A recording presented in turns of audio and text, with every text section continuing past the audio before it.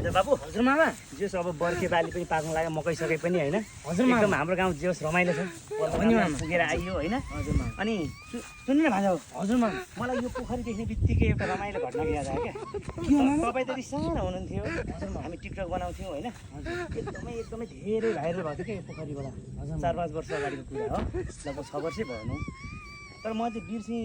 कस्तो कस्तो भिडियोले के गरी चाहिँ भाइरल भयो क्या हामी पोखरीबाट भन्नु न यो पुरानो भाइरल पोखरी हो ए मलाई याद आयो मामा आउँछ आउँछ मामा तपाईँ एकछिन आँखा चिम्मा गरेर सोच्नुहोस् त ठ्याक्कै याद आउँछ कसरी भाइरल भएको भनेर त्यही त म एकदम सोचेर भन्छ है त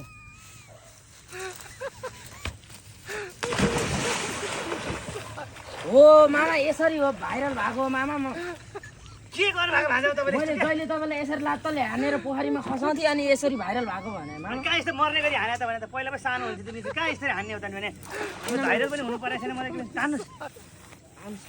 मान्छेलाई मर्ने गरी खसाल्यो यार यसरी हो त भाइरल भएको हामी हजुर मामा हो नि याद आयो तपाईँ आउने बनाइदिनु भयो यार भान्जा आफूले